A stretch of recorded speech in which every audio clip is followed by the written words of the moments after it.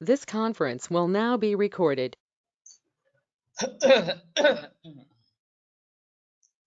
अद्य मंगलवासरः अथवा भौमवासरः पौष शुद्ध षष्ठी दिनांक 19 जानेवारी 2021 चरक सूत्र स्थान अध्याय 28 पोष्ट शाखादिगति शंखं चक्रं च लौकान् दधतमृतकटं चारुदौर्भिश्चतुर्भिः सूक्ष्मस्वच्छातिरुद्यां शुकपरिविलसन् मौलिमम्भोजनेत्रं कालाम्भोदोज्ज्वलाङ्गं कटितटविलसच्चारुपीताम्बराढ्यं वन्दे धन्वन्तरिं तं निखिलगदवनप्रौढदावाग्निवीलं ब्रह्मणो हि समारब्धा मात्रेयाद्येषु पूजिताम् अस्मदाचार्यपर्यन्तां वन्दे गुरुपरम्पराम् आयुर्वेदरतं वन्दे माधवाख्यं महागुरुम् आयुर्वेदामृतं सर्वं शिष्येभ्यो यः प्रदत्तवान् द्रष्टाज्ञानी दृष्टकर्मा कृतकर्मा तथैव च अध्यापको विश्वश्रेष्ठो महान् संशोधकस्तथा गुणैरेतैः समुदितैः यत्कार्यं प्रतनोति सः समृद्ध्यर्थं हि कार्यस्य वयं प्रयतामहे सरस्वत्यै नमो यस्याः प्रसादात् पुण्यकर्मभिः बुद्धिदर्पणसङ्क्रान्तं जगदध्यक्षमीक्षते आत्रेयं प्रथमं वन्दे आयुर्वेदजगद्गुरुम् आयुर्वेदामृतं सर्वं गृहीत्वा हि सुरेश्वरात् अग्निवेशादिकेभ्यो यत्परेक्षत् सप्तमः प्रथमं तन्त्रकर्तारम् अग्निवेशं नमाम्यहम्।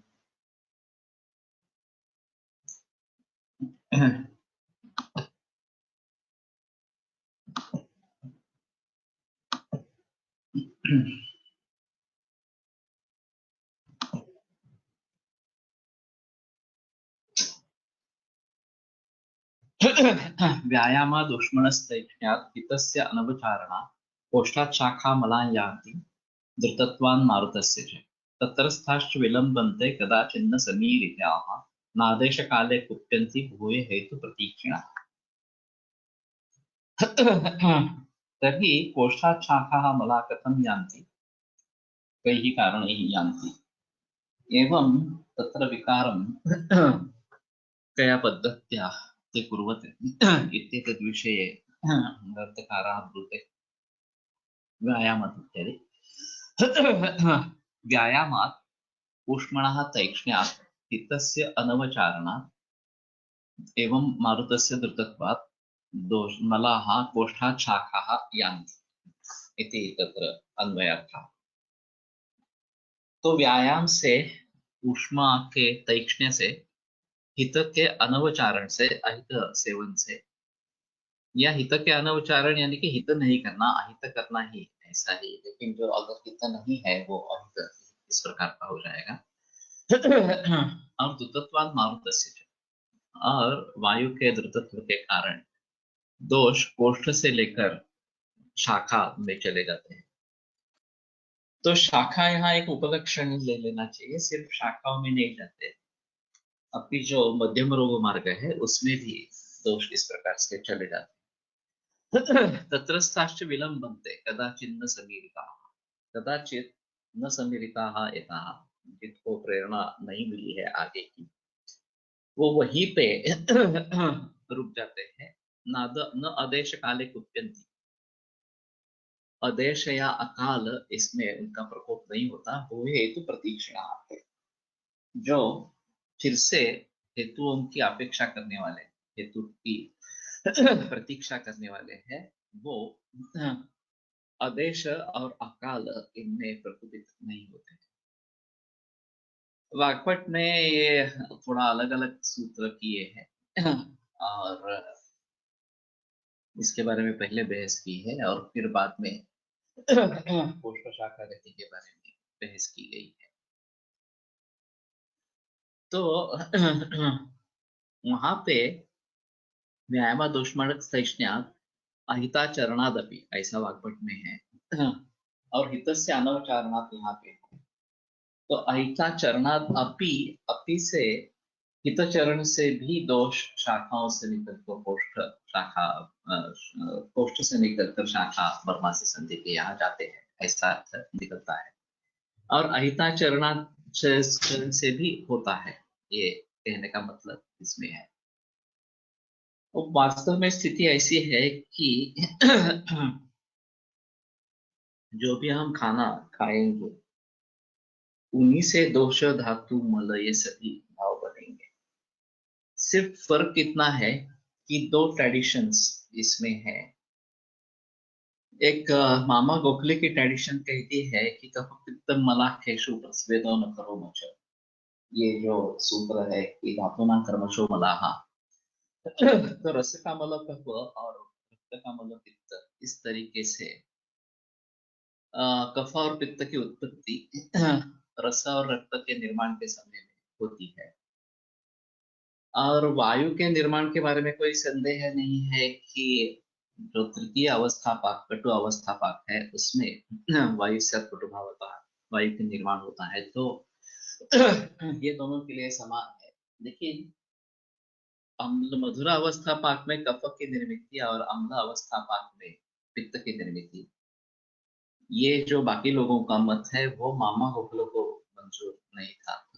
और उनका कहना था कि अब जब अन्न आधा पक्व या थोड़ा ही पक्व है, खास करके मधुर अवस्था पाक में तो शुरुआत है अन्न पचन की, अम्ल अवस्था पाक में ये मध्यावस्था इस प्रकार की है, और जब पूरा खाना पक जाता है तो ही कटु अवस्था पाक होता है, तो वायु की निर्मित होने में कोई संदेह नहीं है।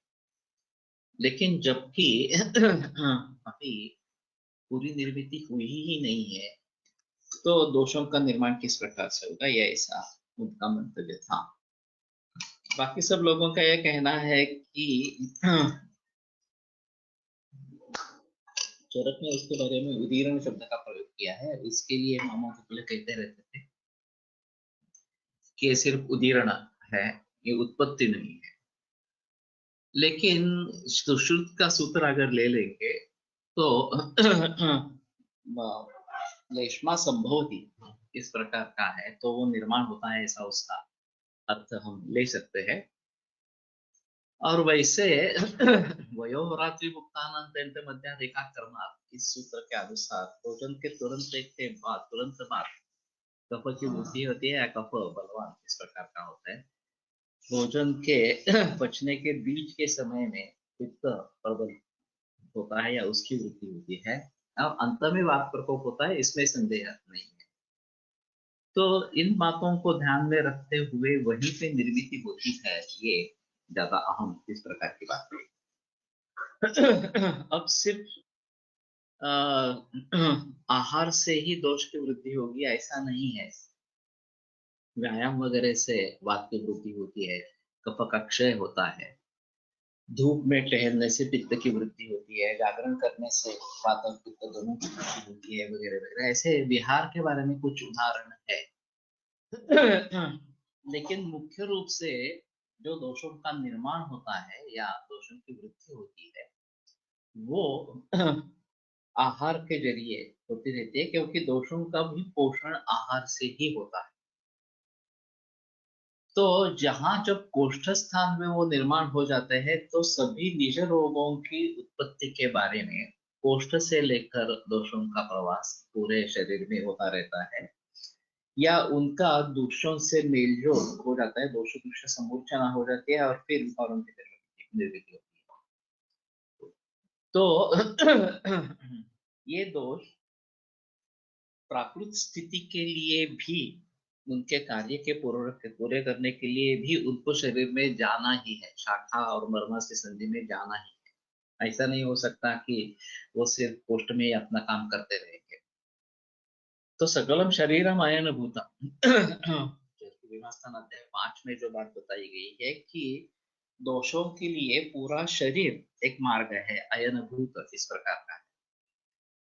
तो उनको ये छोड़ के कोष्ठ को छोड़ के शाखा और मर्मास की संधि, ये जो मध्यम रोग मार्ग है, वहां जाना ही है। तो व्यायाम एक ऐसा हेतु बताया कि जो हित सेवन होने के बावजूद भी दोषों को कोष्ठ से शाखाओं में लेके जाना है, इस प्रकार। और ये नियमित रूप में करने के लिए बताया गया है, तो इसके जरिए दोष कोष्ठ से शाखाओं में चले जाएंगे। अब व्यायाम का मतलब जब हम एक्सरसाइज या रियल व्यायाम करते हैं वो ही होगा ऐसा नहीं है। शरीर आयास जनकं कर्म व्यायाम होती, शरीर में जिससे भी आयास निर्माण हो सकता है वो सभी व्यायाम कहलाते हैं। आयाम और विविधो नाना व्यायाम, विविध प्रकार का आयाम जो तनाव, इस प्रकार का शरीर होना, ये भी व्यायाम ही इस प्रकार का है। विविध आयाम अंगाना, तो विविध प्रकार से अगर आयाम होता है अंगों का तो भी वो व्यायाम कहलाता है। तो कहने का तात्पर्य अर्थ है ये है कि जब भी हम कुछ क्रियाएं करते हैं तभी व्यायाम होता रहता है।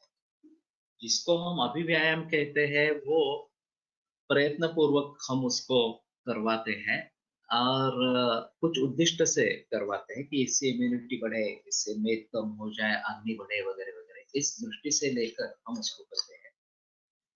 लेकिन जो भी चेष्टाएं हम करते हैं, जो भी क्रियाएं हम करते हैं, वो सभी व्यायाम कहलाते हैं। तो इसके जरिए दोष कोष्ठों में से निकलकर शाखा परमास्थ संधि में चले जाता है। ऊष्मणः तैक्ष्ण्या, अगर ऊष्मा जो है शरीर का, जो जठराग्नि के रूप में मूल रूप में है या फिर धात्वग्नि और भूताग्नि इस प्रकार के हैं, दोष धातु मलादीनां ऊष्मा इत्यादि अत्रेय शासनम, दोष धातु मल वगैरह का जदिना जो ऊष्मा इस प्रकार का है वो अगर तीक्ष्ण बन जाता है तो उसके तीक्ष्णता के कारण भी दोष कोष्ठ से लेकर शाखा वगैरह में चले जाते हैं। अब इसका कारण क्या है ये एक देखना एक प्रकार का पड़ेगा। हितस्य अनवचारण, अगर हित जो बातें हैं वो हम नहीं करेंगे, अनवचारण उसका हो जाएगा। अब इसमें एक अहम मुद्दा ऐसा है कि स्वस्थ वृत्त के बारे में दो तरीके का निर्देश आता है।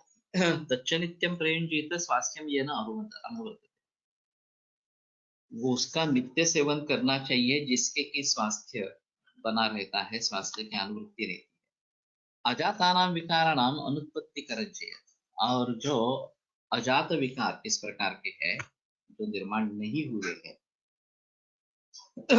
उनको जो निर्माण नहीं करने वाला इस प्रकार का हो, अनुत्पत्ति कर हो, तो जिन रोगों की संभावना हो सकती है उनको टालने के लिए जो भी करना है वो भी एक हित इस प्रकार का स्वस्थ वृत्त इस प्रकार का है।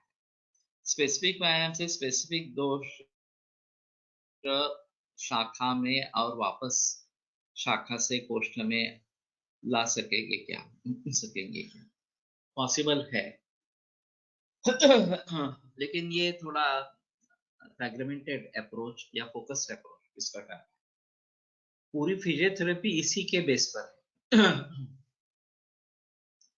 फिजियोथेरेपी में विशिष्ट अंगों को विशिष्ट तरीके का व्यायाम दिया जाता है और फिर वहां का सर्कुलेशन सुधरता है और हमारे हिसाब में वहां से दोष निकलकर कोष्ठ में चले आते हैं और फिर बाहर निकाले जा सकते हैं, ऐसा है।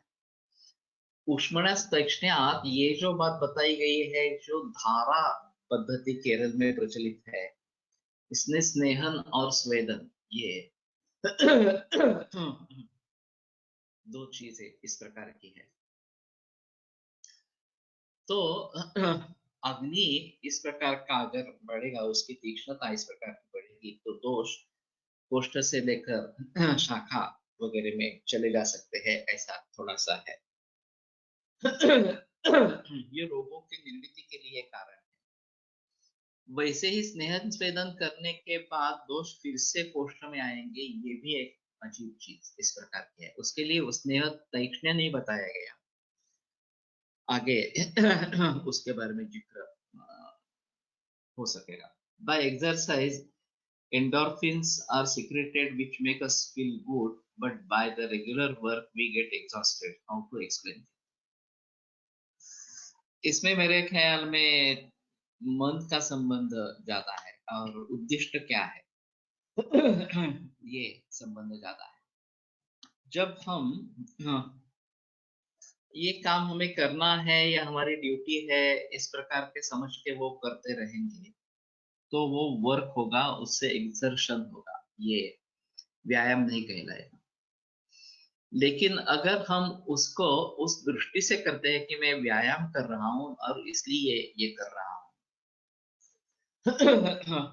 तो फिर वो व्यायाम इस प्रकार का रहता है और उसमें एक प्रोटोटाइप होता है। जब हम क्रियाएं करते हैं तो कुछ भी क्रियाएं होती रहती है।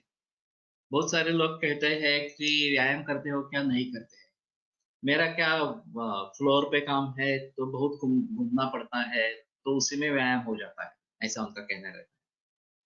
तो मैं कहता हूँ कि श्रम होता है वो व्यायाम नहीं होता व्यायाम और श्रम में अंतर। व्यायाम में श्रम है, उसमें कोई संदेह नहीं है, लेकिन ये डिजायर्ड श्रम इस प्रकार के है कि जिसका कुछ फायदा मिलने वाला है इसलिए हम उसको कर रहे हैं। जब हम एक कुछ कार्य करने के लिए श्रम करते हैं तो नो डाउट उसमें भी थोड़ा व्यायाम होता है, लेकिन वो श्रम ज्यादा होता है, व्यायाम। तो इसको भली भांति थोड़ा सा समझना एक जरूरी इस प्रकार का हो जाएगा। और कैसे हम इसको समझेंगे, कैसे हम इसमें डिफरेंशिएट करेंगे। अभी ये जो मेरा फंडा है गुंतवणूक आरोग्य कि आरोग्य में इन्वेस्टमेंट करो इस प्रकार की, उसमें इन्वेस्टमेंट किस किस प्रकार की हो सकती है उसके बारे में जब हम सोचते हैं तो समय की इन्वेस्टमेंट ये एक इसमें अहम चीज है। पहला मुद्दा जो है वो समय देना, अपने के लिए समय देना। तो सुबह जल्दी उठना है, रात को जल्दी सोना है, नियमित रूप से खाना खाना है, जो खाना खाना है अच्छा ही खाना है, वगैरह वगैरह, और नियमित रूप से व्यायाम और योगाभ्यास करना, ये समय देने का एक फल है। तो एक समय की इन्वेस्टमेंट या गुंतवणूक इस प्रकार की होती है, निवेश होता है उसका। दूसरी जो चीज है वो पैसों की इस प्रकार की इन्वेस्टमेंट होनी है। जैसे हम जो सरप्लस मनी है, पहला जो हमारा मकसद रहेगा वो जो हमारे मूलभूत इस प्रकार के गरजे है या बेसिक नीड्स है, उनके लिए प्रयास करना, उनकी पूर्ति करना। और फिर जिसको हम क्रिएटेड नीड्स या निर्मित गरज इस प्रकार की कहते हैं उसके बारे में सोचना। तो वो करते समय हम बहुत सारा पैसा खर्च करते हैं और समय भी उसके लिए गंवाते हैं। तो कहने का तात्पर्य ये होगा कि अगर जो रेगुलर अनाज दूध वगैरह मिल रहा है वो सस्ता है और देसी गाय का दूध महंगा है, ऑर्गेनिक फूड या नेचुरल फूड महंगा है, तो हमारी पैसे बचाने की वृत्ति रहती है, तो हम सोचते हैं कि ये सस्ता वाला ले लेंगे, महंगा क्यों ले लेंगे। इस प्रकार से ये खाम का खर्च करना इस प्रकार का।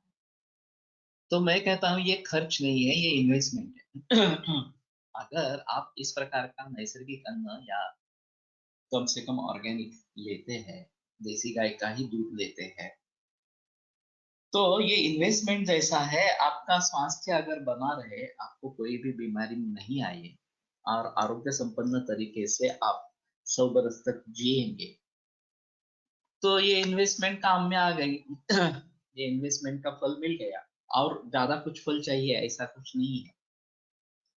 तो इसमें एक अहम मुद्दा इस प्रकार का रहेगा कि इसको अगर हम इन्वेस्टमेंट मानते हैं तो फिर ये खर्चा है वो क्यों करने का, वगैरह वगैरह, ये बातें फिजूल हो जाती। जैसे अन्न वस्त्र निवारा ये मूलभूत गरज इस प्रकार की मानी जाती है कि वो बेसिक नीड है इस प्रकार का माना जाता है। वैसे देखा जाए तो आरोग्य सबसे अहम आवश्यकता है, और आरोग्य के ऊपर बाकी सब चीजें इस प्रकार की रहेगी, निर्भर रहेगी। तो हमें इसके बारे में सोचना है कि हम चाहते क्या है। हम अगर इन्वेस्ट करना चाहते हैं तो आरोग्य में निवेश करो, आरोग्य बढ़ाओ,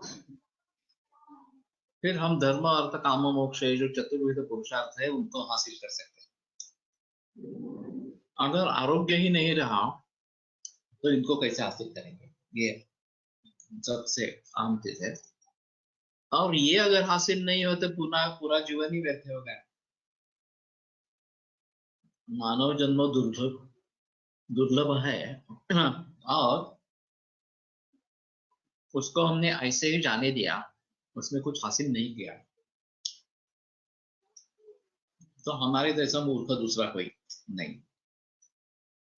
तो ये अगर बात हमें करनी है तो आरोग्य में निवेश होना चाहिए, आरोग्य में इन्वेस्टमेंट होनी चाहिए। तो सबसे अहम मुद्दा होता है समय निकालना। तो मैं कहता हूं कि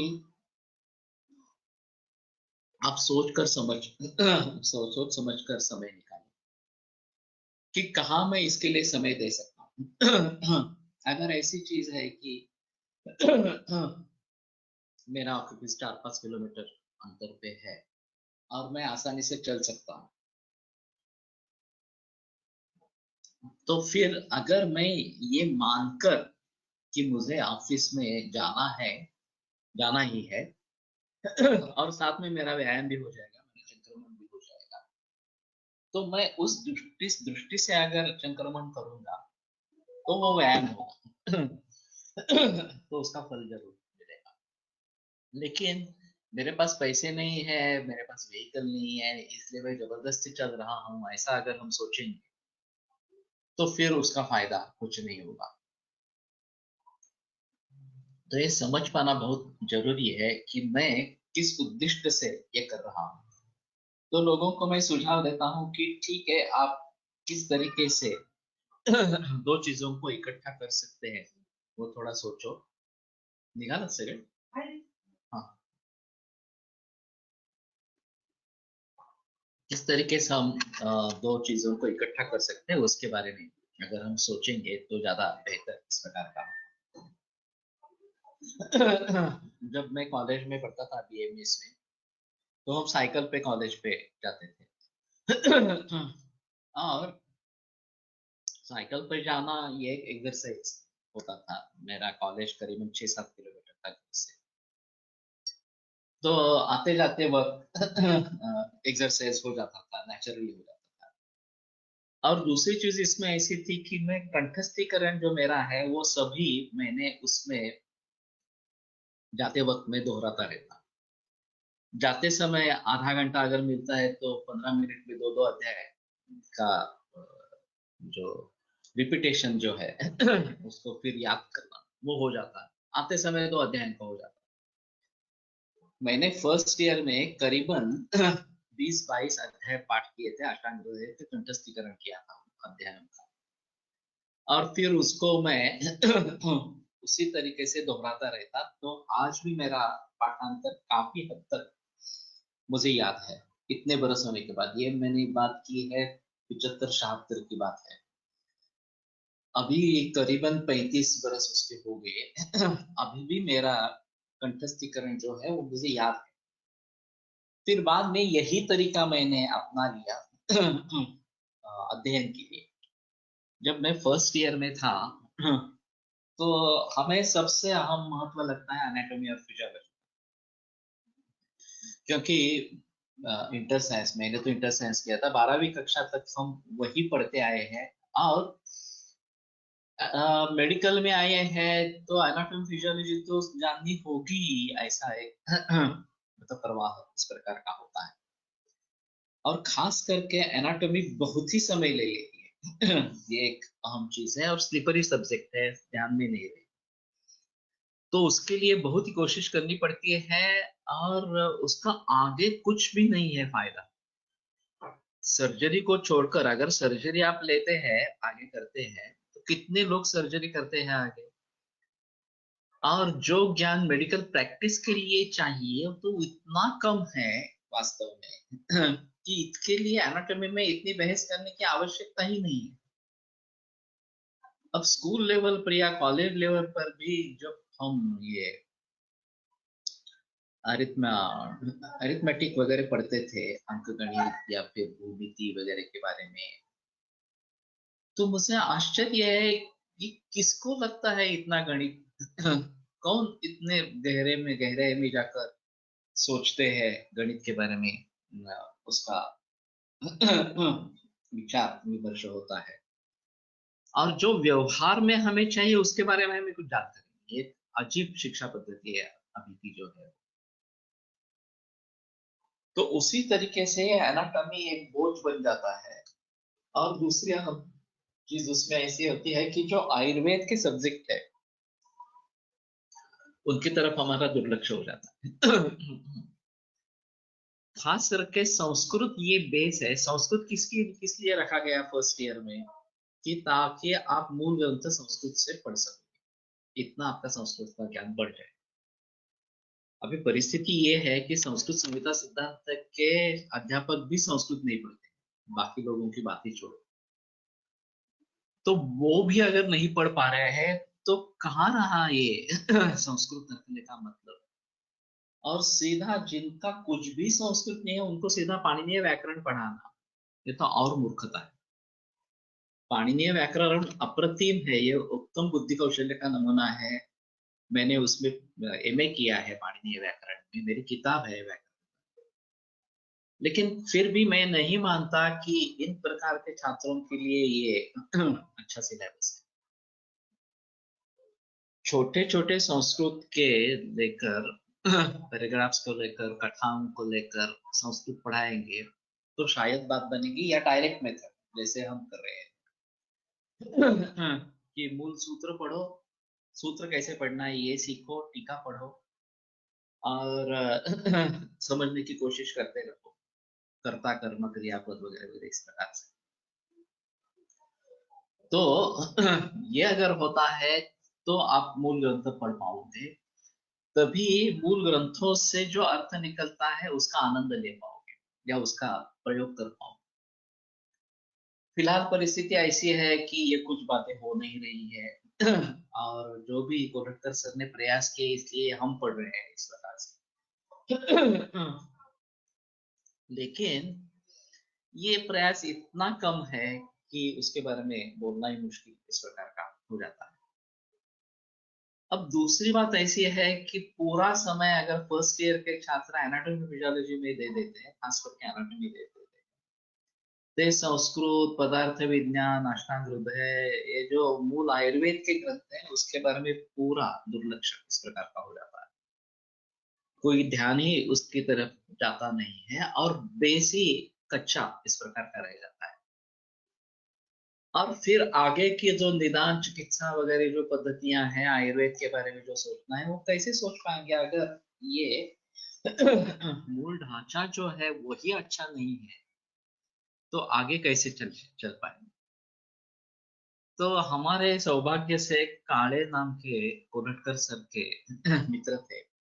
वैसे वो एमए इंग्लिश थे, उनका आयुर्वेद को कोई संबंध नहीं। और हम ग्रेस के एनाटॉमी से ह्यूमरस पढ़ रहे थे, उस समय में वो आए। तो उन्होंने पूछा कि ग्रे क्यों पढ़ रहे हो।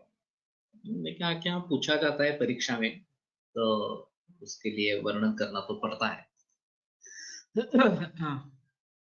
तो उन्होंने बोला कि ग्रे की खासियत क्या है, पूछा। तो हमने कभी इस तरीके से सोचा ही नहीं था कि ग्रे की खासियत क्या है। तो फिर उन्होंने ये जवाब दिया कि ग्रे की खासियत इसी में है कि सूक्ष्म निरीक्षण, ऑब्जर्वेशन और डिस्क्रिप्शन, ये ग्रे की खासियत है, उसी तरीके से डिस्क्रिप्शन। तो हम ह्यूमरस को हाथ में बैठे लिए बैठे थे। क्या बोलते हैं वो न्यूमेरस के बारे में? It's a long bone having two ends, upper end and lower end. There are four surfaces, medial, lateral, anterior, posterior. There is a condyle, there is a foramen. सो इसमें क्या है, ये ऑब्जर्वेशन है. अब आपको परिभाषा की निश्चित होनी चाहिए. कोंडाइल किसको कहना है, फोरामेन किसको कहना है, एंटीरियर किसको कहना है, सुपीरियर किसको कहना है, वगैरह वगैरह. ये एक परिभाषा निश्चित होनी चाहिए. और फिर जो चीज सामने दिख रही है वो भली भांति क्या है ये समझने की कोशिश करनी चाहिए. तो बोले कि इसके बेहतर जेमिसन्स के एटलास है, फिगर होने के कारण जो ज्यादा ध्यान में रहता है. और उसका कंपेनियन जो है कंपेनियन टू इलस्ट्रेटेड एनाटॉमी, वो बहुत शॉर्ट शब्दों में है. जहां ग्रे बहुत सारा लिखता है वहां थोड़े शब्दों में जेमिसन्स लिखता है इस प्रकार से. सौभाग्य से मेरा ब्रिटिश काउंसिल का मेंबरशिप था और मुझे वो किताब मिल गई वहां से. तो हमने उसका आधार लेकर पढ़ने की कोशिश शुरू की. तो काफी समझ में आया कि अरे ये कितना समय देने की इसके लिए जरूरत नहीं है. फिर दूसरी बात है, हम एक्शंस पार्ट कर रहे, कंठस्थीकरण कर रहे थे, मसल एक्शंस. फिर इन्होंने पूछा कि मसल एक्शंस को रट क्यों रहे हैं, मसल क्यों एक्शन कैसा है, कैसे एक्शन करता है. हमारे दिमाग में ये सवाल ही नहीं आता. तो हमने थोड़ा सा सोचना आरंभ किया कि मसल एक्शन कॉन्ट्रैक्शन से करता है. कॉन्ट्रैक्शन होता है तो क्या क्या पॉसिबिलिटीज. तो दो ही पॉसिबिलिटीज है, दो सिरे नजदीक आते हैं जिसको कॉन्ट्रैक्शन कहते हैं. तो एक स्थिर रहेगा और दूसरा खींचा जाएगा, जिसको ओरिजिन कहते हैं. वो जनरली स्थिर रहता है और इंसर्शन खींचा जाता है. कभी कभी इंसर्शन फिक्स रहता है, ओरिजिन को खींचा जाता है, और कभी दोनों बीच में खींचे जाते हैं. ये तीन एक्शन है. ये लॉजिकली इतना ही है. मसल एक्शंस को अगर समझना है तो इतना ही है. तो बोले करके देखो, इमेजिन करो कि ये मसल, इसका निवेश इस अस्थि में है, वगैरह वगैरह. तो ये अगर कांटेक्ट होगा तो क्या एक्शन होगी. तो हमने देखा तो पता चला कि हाँ ठीक है, ये तो आसान है, लॉजिकली हम सोच सकते हैं इसके बारे में. तो कंठस्थीकरण करने की आवश्यकता नहीं है. आप सिर्फ जो ओरिजिन और इंसर्शन है उसको ध्यान में रखो, तो फिर एक्शंस हम ढूंढ सकते हैं इस प्रकार से. यस्मिन् ज्ञाते सर्वमिदं ज्ञातं भवति निश्चितं तस्मिन् परिश्रमः कार्यः किमन्यः शास्त्रवाचः. एक वैदिक सुभाषित साहित्य में सुभाषित कि जिसके जानने से सर्व का ज्ञान हो जाता है, सभी चीजों को हम जान सकते हैं, उसी के लिए प्रयास करो. बाकी जो है, किसी भी शास्त्र सीखने का एक तरीका होता है. अब आयुर्वेद के ग्रंथों में ही वो शास्त्र सीखने का तरीका दिया गया है. अध्ययनम अध्यापन तद्विद्य संभाषाक्ष अध्ययन विधि बताया गया है. तो खुद अध्ययन करना, दूसरों को पढ़ाना, तद्विद्य संभाषा करना, ये अध्ययन विधि है. तो इस सूत्र को आगे लेकर मैंने गुरुकुल की स्थापना की. एक तो मूल रूप से हमें अध्ययन करना है, मूल ग्रंथों को पढ़ना है, टीकाओं को पढ़ना है, समझने की कोशिश करनी है, प्रैक्टिस में उसको लाना है. और जब हम दूसरों को सिखाते हैं तो हमें पता चलता है कि हम समझ गए या नहीं समझ गए. जब हम नहीं समझते तो हम दूसरों को नहीं पढ़ा सकते, पता नहीं सकते.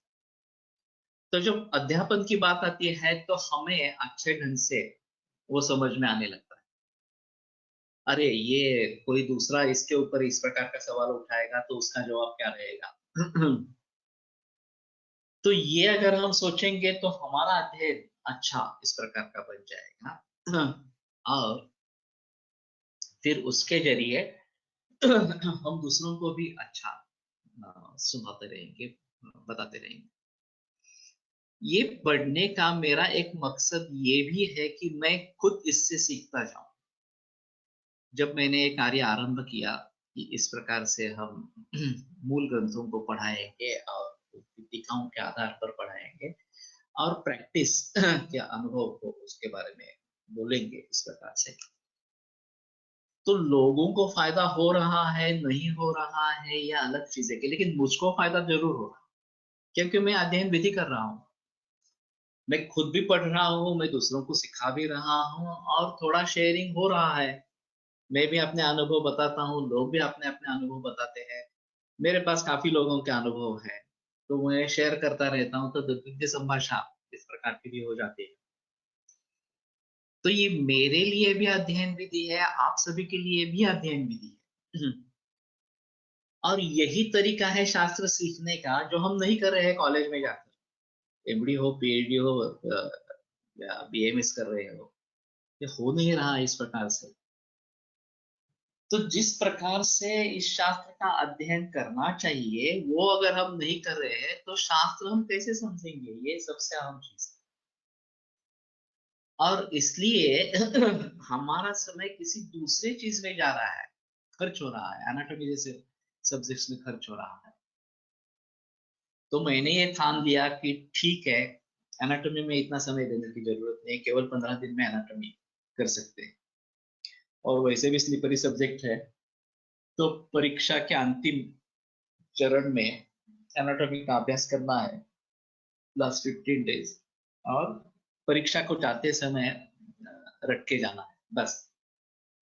हमारे यहाँ हर रोज एक पेपर रहता था, अभी एक बीच में गैप ही रहती है तो उसमें काफी आवृत्तियां कर सकते हैं। हमारे 11वीं कक्षा में जब थे तो दिन में दो दो पेपर होते थे, सुबह 11 से 2 और 3 से 6। तो 3 से 6 वाले पेपर का अध्ययन पहले दिन करना, 11 से 2 के बारे में जो अध्ययन है उसका सुबह करना और परीक्षा के लिए चले जाना। इस प्रकार का माहौल उस समय में रहता था। अभी तो काफी गैप बीच में रहती है तो अगर हम इस तरीके से अभ्यास की पद्धति को बनाते हैं कि एनाटॉमी स्लीपरी सब्जेक्ट है वो बाद में करने का, उसके बारे में कैसी किताबें ढूंढनी है, क्या क्या करना है, प्रश्न किस प्रकार से पूछे जाते हैं, उनका अभ्यास करके अध्ययन कैसे करना है, ये निश्चित कर लेना, ये एक अहम चीज इस प्रकार की है। फिर मुद्दा आता है आयुर्वेद का अध्ययन कैसे करेंगे तो पाठ, अवबोध और क्रिया, ये दूसरा तरीका बताया गया है। आयुर्वेदोपदेशेषु विधेय परमादरः, आदर रखना है, तो टीकाकार स्पष्ट करता है पाठ अवबोध क्रिया या पाठ अवबोध अनुष्ठान है, इस प्रकार से। तो पहली चीज है कंठस्थीकरण पुस्तकस्था तु या विद्या परहस्तगतं धनम, कार्यकाले समुत्पन्ने न सा विद्या न तत्। जो विद्या पुस्तक में है या अभी कंप्यूटर में है, ये परहस्तगत धन इस प्रकार का है। हमारा ब्रेन सुपर कंप्यूटर है उसको हम आर्टिफिशियल इंटेलिजेंस के जरिए उसकी सहायता लेके उसको आगे ले सकते हैं। लेकिन हमारे यहाँ स्टोरेज होना है पहला, और उस जमाने में तो कंप्यूटर वगैरह कुछ ना था। कंप्यूटर 85 के बाद कंप्यूटर प्रचलित में आए तो 75 में तो कुछ कंप्यूटर का कुछ भी नहीं था उस समय। तो एक कंठस्थीकरण एक अहम चीज उसमें है। तो कंठस्थीकरण इस प्रकार से करते रहेंगे तो हमारा बेस बन जाएगा। और वाग्भट का अगर कंठस्थीकरण वो पद्य में है, वो इसलिए कंठस्थ करना, याद करना ज्यादा आसान इस प्रकार। जो गद्य और पद्य इस प्रकार का होगा वो गद्य ध्यान में रखने के लिए काफी प्रयास होते हैं, लेकिन पद्य के लिए प्रयास नहीं होते, गेयता उतने रहती। तो वाग्भट उस हिसाब से बहुत अच्छा है तो जितना हो सके उतना कंठस्थीकरण वाग्भट का करते रहना। और रही बात संस्कृत को समझने की तो मेरे संयोग से सौभाग्य से मुझे गाइडेंस मिला कि संस्कृत भी इसके साथ पढ़ना आरंभ करो तो मैंने तिलक महाराष्ट्र विद्यापीठ का संस्कृत विशारद के कोर्स ज्वाइन कर लिया बीएमएस करते और वो प्राचीन तरीके से था कि अन्वय लगाना, टीकाओं को पढ़ना, जहाँ जरूरत पड़े वहां कोश की सहायता लेना वगैरह वगैरह, इस प्रकार से हमने संस्कृत का अध्ययन किया। तो सभी के लिए फायदेमंद इस प्रकार के है। अभी क्या होता है, संस्कृत सब्जेक्ट है, लोग क्या करते हैं, पाठांतर जो है भाषांतर है वो ध्यान में लगते हैं, परीक्षा में रट देते हैं, मार्क मिलते हैं, उत्तीर्ण हो जाते हैं, बस बाकी कुछ आगे संस्कृत का कुछ करना ही नहीं है इस प्रकार से। तो ये गलत है। संस्कृत का भली भांति उपयोग करना है, वो माध्यम है, भाषा एक माध्यम होती है, और इस माध्यम के जरिए ऋषि मुनियों के जो विचार है वो हम तक पहुंच सकते हैं। अगर हम वो जो मेन सोर्स है उसी को टाल देंगे और केवल जिन्होंने भाषांतर किया है, जिन्होंने किताबें लिखी है वही देखते रहेंगे, तो हित्वा कांचनम राशिम पांसु राशिम उपासते, ये दशरथ ने जो बताया है कि कांचन की राशि छोड़कर हम एक धूली की राशि को लेकर चल रहे हैं। तो हमें इसके बारे में जिक्र करना है कि हम मूल ग्रंथों को इस प्रकार से पढ़े, तो संस्कृत का अध्ययन इसके साथ में अगर चलता रहे, बढ़ता रहे, कि अन्वय कैसे लगाना है, क्रियापद कैसे ढूंढना है, बाकी कर्ता कर्म उनके विशेषण वगैरह वगैरह किस प्रकार से ढूंढने हैं, और फिर अन्वय लगाकर अर्थ कैसे लगाना है, और जहां शब्दों का अर्थ मालूम नहीं है वो कोशों में से ढूंढना है, चाहे गिरवांडव कोश हो, मुंदरी विलियम्स हो, या वैदिक शब्द सिंधु वगैरह इस प्रकार के शब्द कोश हो, या आयुर्वेदिक शब्दकोश इस प्रकार का हो, तो उसमें से अब वो अर्थ ढूंढना है। और ऐसा अगर हम करेंगे तो आयुर्वेद का बेस अच्छा बनता जाए, और इसके साथ में अगर किसी प्रैक्टिशनर के पास जाते हैं, प्रैक्टिस देखते हैं, उसका प्रात्यक्षिक अनुभव लेते हैं इन सूत्रों का, तो बढ़िया बात बनती है। तो मैंने उसी समय निश्चय कर लिया कि एनाटॉमी और फिजियोलॉजी में अंत में पढ़ूंगा, पूरा समय जो है कंठस्थीकरण में दे दूंगा। अब साथ में संस्कृत का अध्ययन चल ही रहा है, तो संस्कृत को समझने के लिए ये हमारे लिए फायदेमंद इस प्रकार का होगा। और ये तरीका बिल्कुल सही उतरा। मेरे बहुत सारे छात्र इस तरीके से आगे बढ़े हैं। सिर्फ फर्क इतना है कि डिग्री हासिल कर ली है, लेकिन मूल रूप से ज्ञान होना ये बहुत कम लोगों में, एमए तक पहुंच गए इस प्रकार से, लेकिन मूल ग्रंथों को पढ़ना, टीकाओं को पढ़ना, ये कुछ ही लोग कर पाए हैं, सभी नहीं कर पाए। तो ये बात नहीं होनी है कि मूल रूप से हमें पढ़ना है, और इसी प्रकार से अगर हम उसको आगे लेके चलेंगे तो ज्यादा बेहतर इस प्रकार का होगा। तो कहने का मतलब ये है कि अगर हम आयुर्वेद कैसे सीखना है ये भली भांति सीखेंगे, अध्ययनम अध्यापनम तद्विद्य संभाषा च इति अध्ययन विधि, या पाठ अवबोध अनुष्ठान ही ये अध्ययन विधि है, उसका आदर करने का तरीका है। तो उसी को लेकर चलेंगे ना आगे, इसीलिए ये सिलसिला चल रहा है, इसीलिए मैं पढ़ रहा हूँ, और मैं पढ़ता रहूंगा क्योंकि मुझसे उससे कैसे फायदा है। आपको फायदा लगता है तो आप करते रहेंगे, आपको फायदा नहीं लगता है तो आप छोड़ जाएंगे। लेकिन मुझे तो फायदा है ही, उसमें कोई संदेह नहीं है, तो इसलिए मैं करता रहूंगा। तो अगर हम शुरू से ही इस प्रकार का मार्गदर्शन फर्स्ट ईयर के बैच में अगर मिलेगा, और लोग इसकी तरफ अट्रैक्ट हो जाएंगे, आकर्षित हो जाएंगे, तो काफी अच्छी बात इस प्रकार की होगी, और फिर हम भली मानती इसको समझ पाएंगे।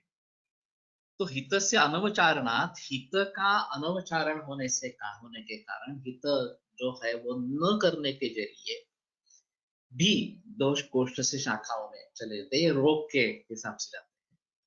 धृतत्वान मारुतस्य च, और वायु की गति अगर बढ़ जाती है, ये खासकर मानस विकारों में दिखता है, चिंता, शोक, क्रोध वगैरह वगैरह इस प्रकार से जो भाव है, इसके जरिए गति वायु की बहुत बढ़ जाती है, और फिर दोष इस तरीके से कोष्ठ से लेकर शाखाओं में वगैरह चले जाते हैं और फिर ये आक्रामक स्थिति हो जाती है या फिर हम रोगी इस प्रकार के बन जाते हैं। वैसे व्यायाम भी रिगर्स करेंगे तो भी व्यायाम से भी जाएगा और द्रुतगति मारुति होगी, उससे भी दोष कोष्ठ से शाखाओं में वगैरह चले जाए।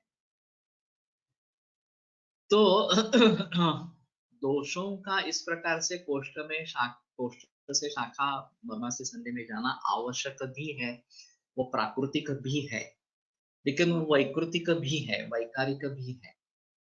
अगर इस प्रकार से दोष जाकर रोग निर्माण करते हैं तो क्या हो सकता है, तत्रस्थाश्च विलंबन्ते कदाचित् न समीरता, ये अगर काफी नहीं है तो वहीं पे रुक जाएंगे और